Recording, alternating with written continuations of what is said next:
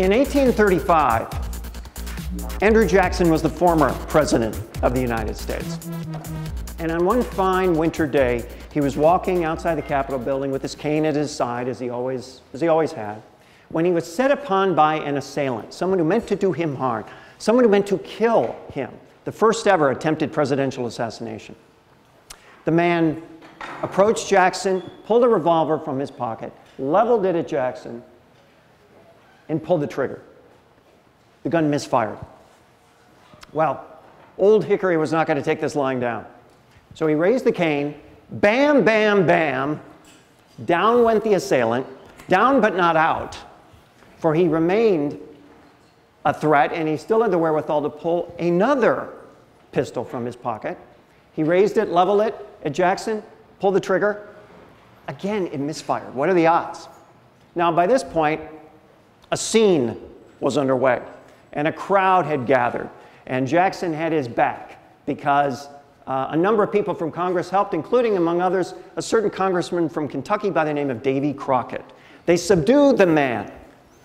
They reduced the threat, and he was no longer a danger to Jackson. But Jackson wasn't out of danger forever. In fact, 6 months later, another threat. He got a letter in the mail, a post from a hotel in Philadelphia where a particular actor was living at the time. And it was addressed to, "You damned old scoundrel." And in it, the man threatened to slit Jackson's throat from ear to ear if he didn't release some pirates in a celebrated case at the time. Well, nothing ever became of that letter or that particular threat, or even that man. That man was no threat to any president, past, present, or future, as it turned out. Although the same could not be said for the man's son, whose name was John Wilkes Booth. Sometimes when you are too close to a situation, you don't see the connections between things. You need to pull back. You need to see the whole tapestry of the story and to understand how things are connected. That's very common in media spaces where we see silos. All we see are silos. We're in a silo. We're in this comfy four corners called radio or online radio or podcasting, whatever it happens to be. I was at a conference in New York a few months ago, an online radio conference, and there was somebody who ran one of the podcasting platforms, not Podcast One, was on stage, and he went on about how we want to keep our podcasts special. We don't want them to become like radio, because that would be so bad to be that popular like radio. That would be so bad. He didn't understand that it's different facets of the same thing. This morning I read in the news again, some analyst making a distinction between a radio station and Pandora, calling Pandora a music service. This is a distinction without a difference. What is the point of this distinction? If you're a music station, ask your listeners, what is the primary service they come to your station for? And I think we know what they'll say. So how different are these things? Online radio, podcasting, I'm going to argue that they have more in common than not, and I'm going to walk you through some examples. This is a page from Dave Ramsey's website. What you're looking at is actually the live stream feed of Dave Ramsey's radio show. So wait a minute, let's make sense of this, okay? It's a radio show, but it's live streaming video, and it's 24/7, and it's online, but it's a radio show, right? What is this? And where do the books fit in, and the seminars, and the workshops? Where does all that fit in? What is that? What do you call that? What's that category? You recognize Kevin Smith and his friend, director Kevin Smith? He has a podcast called Smodcast you may be familiar with. He had a story on there he told at one point about some topic that became the germ of a screenplay that he wrote that in turn became a movie called Tusk, which comes out later this year. So what is that? Is that a podcast? Is that a movie? What is that? What about iTunes Radio? Let's talk about music service. Music service. It's not like radio, it's a music service, except for those ESPN and 42 local NPR stations. Except for that. And oh, by the way, let's not forget locally targeted ads. Let me think for a second. Let me just reason this through. What is the industry called that has a mix of audio music and audio spoken word along with local targeted ads? Is there a name for that industry? It'll come to me yet, I swear. Comedy Central, cable channel, right? Except when it's on the radio. In this case, satellite radio. What is that? Is it radio? Is it satellite radio? Is it cable TV? What is it? Welcome to Night Vale, one of the most popular podcasts on iTunes right now. You can download it, listen to it on the gadget of your choice, wherever you want. Or you can go to a live performance of Welcome to Night Vale, touring the US and Canada this year. Or even, you can go to the online store, buy some merch. I'm partial to this particular piece of merch. So what is that? Is that podcast? Is that live theater? Is that live event? Is that online retail? What is it? And easily the most characteristic offender of all in this area is the great Ira Glass, host of This American Life. Let's go through that story. Okay, this is the history of This American Life in a nutshell. Radio shows since 1995. First look deal with Warner Brothers in 2002 because many of the stories on that show have been made into movies. Podcast since 2005. Showtime cable show in 2007. Live tours, digital cinema events. And this picture where the actress Kristen Bell has the nerve to photobomb Ira because he is part of a segment in the Veronica Mars movie about This American Life. So what is that? Is that podcast? Is that radio show? What is that? Well, here's what they all have in common. They're all audio, and yet they're also all more than audio. Because they can be. Because you want them to be more than audio. You see, and this is the bottom line, you don't fall in love with the distribution channel. If we walk down the street and we see somebody listening to something on a crappy pair of Beats headphones, we don't know what distribution channel he's listening to. We just know that distribution channel, whatever it is coming in on some crappy headphones. You don't fall in love with distribution channels, you fall in love with content. You don't fall in love with distribution channels, you fall in love with content. We talk relentlessly about doing a better job of selling what we have. We don't talk nearly enough about having things worth selling. If you fall in love with content, that means the important thing is to have the content worth loving. Have the content people love and put it in all the appropriate places, in appropriate forms for all those places. This is Gordon Pattison, someone I've worked with in the past. He's head of a company called Stradella Road. Stradella Road is a social media firm that works with Hollywood studios. He is the go-to guy for social media for Peter Jackson, who made Lord of the Rings, Hobbit, etc. I asked him, I said at one point to Gordon, I said, you know, I've got these audio clients that I work with. What do you recommend? What would you tell them to magnify their social media conversation? He looked at me and he said, well, what do you want them to talk about? And I said, what do you mean? He said, well, what do you want them to talk about? Conversation, social media conversation happens around something meaningful, something that matters. What is that something? Well, you are the makers of that something. That's content. We are the makers of that something. Something you create. I've also done some work with CW. Talk to the digital crew at the CW. They will tell you they are actively discounting their website. It's almost irrelevant to them. All of the action for CW takes place on social media channels because they have this thing called content. And people want to talk about content wherever they want to talk about content. So they just let it happen across social media channels and discount the website largely. It's why people dress up like their favorite superheroes. We're a couple blocks from Comic-Con, which is happening only in a few weeks. That's why people dress up, because they want to share their favorite passions with each other in the presence of those brands that are meaningful to them. That's the essence of content. So what does this have to do with those of us in the audio space? Well, last year I showed you a bunch of statistics. I'm not going to repeat those. But I do have one additional statistic I didn't show last year at this time, and this is from Burrell. This is for radio specifically. And the bottom statistic tells the story. This is a loss in time spent listening. Let's see, this is the dark blue is 2008 to 2013. The lighter blue is forecast loss by 2018. That's a total of 42% time spent listening decline, forecast loss by 2018. What the heck is going on? Is this a technology problem or is this a content problem? Because technology serves content, right? So obviously, there's too much stuff everywhere. Attention is challenged, right? It's affecting everybody, all media brands of all shapes and sizes. The more people listen to radio specifically than ever before, according to Nielsen. However, they're not spending nearly as much time as they ever did before. Not only that, but the population is growing faster than the radio population.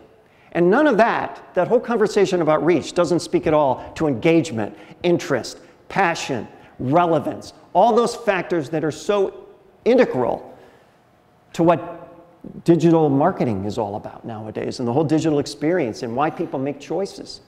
It's affecting everybody. It's not bad, it's what is. It's just what is. It's affecting us all. But know this, it's not just that radio broadcasters are losing people to digital audio. That's a vast oversimplification.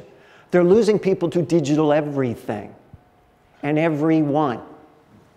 Because now, for the first time ever, your fans and your clients can be media like you. They have access to the same tools that you have access to. And in some cases, they can be even bigger media than you. This is Andrea Russett. She's going to be in the room later today.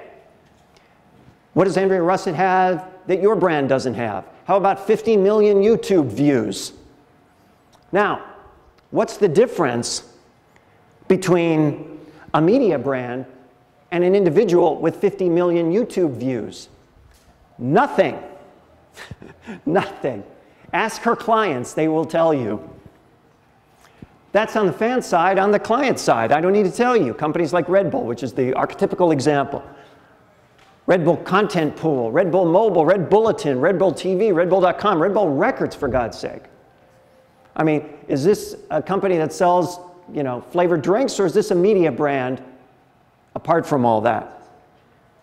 Now, as brands become media have to become brands. That means the notion that we're the place to go to get connected with a lot of people is going to pass, because ultimately there are lots of ways to get connected to a lot of people. It's going to be about being something that matters to people. That's what a brand is. A brand isn't a logo, call letters. A brand is something that matters to people. So what's the recipe? How do you compete with your own clients, your own fans, in this much more complicated than ever space? Well, here's my shorthand solution for you. Big, unique, meaningful, star-filled things everywhere. I tried to put that into an acronym. It comes out BUMSE, which is kind of bums, but not really. And it doesn't look good on a slide. So big, unique, meaningful, star-filled things everywhere. Like, for example, these guys do. Disney. All the things you're looking at on that screen were either grown or bought by Disney, because they want big, unique, meaningful, star-filled things everywhere and spread them everywhere they possibly can. People forget that Marvel was almost out of business until they started licensing their content to the movies. And then all of a sudden, boom, Disney buys them for $4 billion in 2009. $4 billion. What about ESPN? Also a part of Disney. ESPN delivering a huge proportion of Disney's overall profits. The valuation of ESPN is something like $40 billion. The entire valuation of all of Disney is only a little more than double that. ESPN is half the value of Disney. Just ESPN. Big, unique, meaningful, star-filled things everywhere. Comcast, remember when that was a cable company? Now, not only Time Warner Cable, Comcast Cable, NBC Universal, the entire distribution channel, content to consumers, they've got it all. Big, unique, meaningful, star-filled things everywhere. And indeed, that's why Netflix and Hulu and Amazon are creating all this original content, because they recognize the need to have, because the unique and big, unique, meaningful, star-filled things everywhere means it's theirs, not everybody else's. This, of course, is why HBO spends $11 million on every episode of Game of Thrones. All 10 episodes, that's a total of $110 million, which itself may seem like a lot of money, but it's less than the budget of this blockbuster, which was a blockbuster. In fact, all the things I've shown you in their own way are blockbusters. They are all big, unique, meaningful, star-filled things everywhere. Now, I know what you're thinking. You're thinking, yeah, but we're in an era of choice. We're in an era where I can get anything I want and exactly what I want. Doesn't that supersede all this blockbuster stuff? Isn't that really where the action is, to get exactly what I want? If it's not customized to me, I don't want it, right or wrong? Well, that may be true on the demand side, on the supply side, but is it true on the demand side? This brings us to the familiar picture you've seen many times before, the famous Chris Anderson long tail diagram. The theory there is that the stuff at the short head, the popular stuff, the hits, that's the stuff that appeals to everybody, and the stuff down the long tail is the stuff that's personalized, specialized. Each and every person is something different. The theory that he proposed was that as more and more people are able to get whatever the heck they want, the revenue will grow. The revenue will overwhelm the revenue from the short head, and eventually it's all going to be about long tail. That's great, except that it turns out that's not true. That if you look at the data, as Anita Albers did, she's a Harvard professor who wrote a book called Blockbusters, she has a different perspective. There is some demand for these long tail offerings, that without a doubt. But actually, if we look at how demand is developing, we see more and more consumers actually focus on the hits, on the head of the distribution, and not so much the tail. So there's a really, really long tail, but the most of those products in the tail tend to not move at all, or move maybe 1 or 2 copies in a given year. And the statistics really are staggering. And the large focus still is on the big products in the head. So this increased access that we all have to entertainment products is particularly benefiting the hits.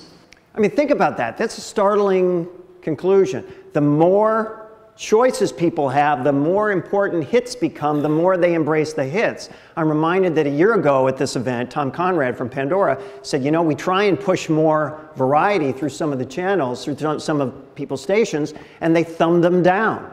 There's a number that makes sense. Anyone who programs a radio station knows this for a fact. Well, let's look at some of her data, because it's going to surprise you, I think.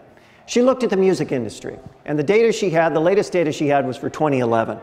There were in 2011 8 million different digital tracks sold in that year. Different digital tracks, 8 million, across all sources.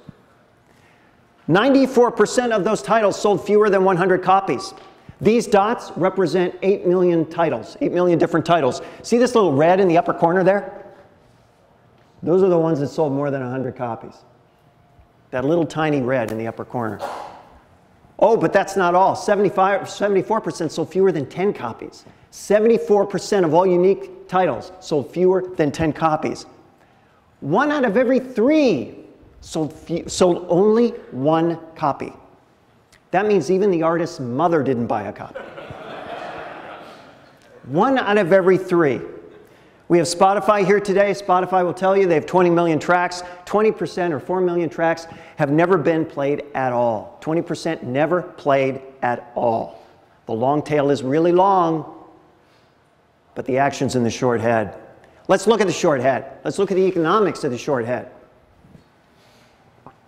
Here's some economics. 80% of sales come from the top 10,000 albums. 50% of sales come from the top 1,000 albums. Only 102 tracks sold more than 1 million units each, accounting for 15% of all sales. These dots you're looking at, those are not 8 million tracks anymore. Those are 102 dots. You're looking at the total number of titles that sold 1 million or more copies in 2011. That is it. That is it. 15% of all sales. So, 0.001% of all tracks generated 1/6 of all sales. If you don't believe me, don't take it from me. Take it from Google. Eric Schmidt, while the tail is very interesting, the truth is the vast majority of revenue remains in the head. While you can have a long tail strategy, you better have a head, because that's where all the revenue is. That is why these guys have big, unique, meaningful, star-filled things everywhere.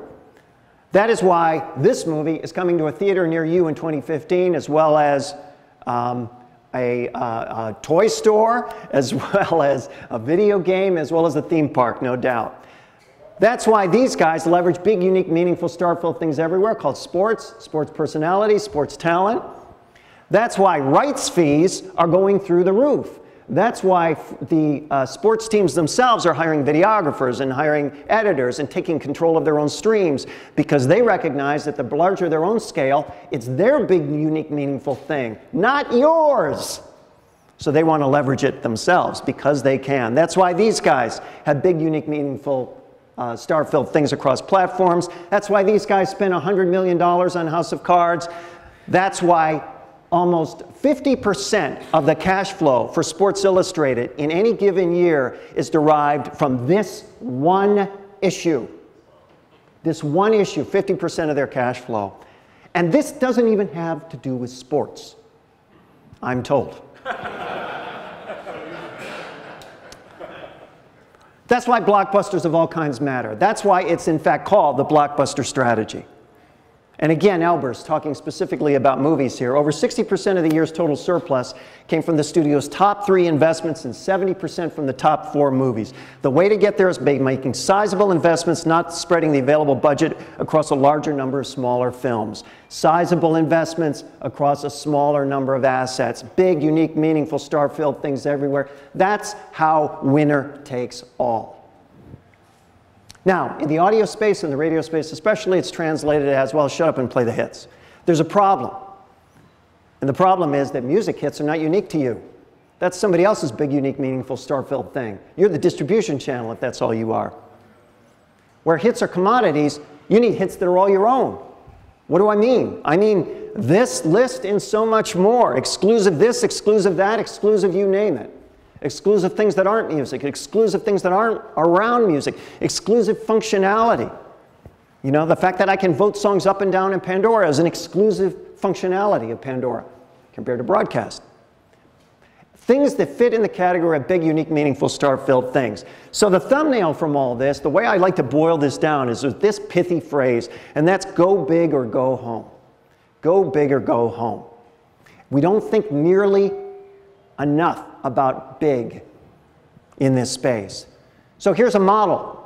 You know, if you pretend this is for your brand, answer all these questions. How is it big? How is it meaningful? How is it unique? How is it everywhere? Who are the stars? Fill in the blanks if you can. And if you do, you have a blockbuster. And if you can't, you do not. So again, the lesson is, go big. Robert Downey Jr., Whoopi Goldberg, Dave Grohl, John Bon Jovi, Louis C.K., Johnny Knoxville, John Stamos, Train, David Letterman, Adam Levine, Rosie O'Donnell, Bryan Cranston, John Mayer, Katie Couric, Mr. John Fogerty, Dan Patrick, Jimmy Fallon. Hear the entire show all day Monday on Howard 100. Go big. Go big. Go big. Go big. Go big. Go big. Go big. Go big. Or simply go home. And that's as true here now today as it was a long time ago in a galaxy far, far away.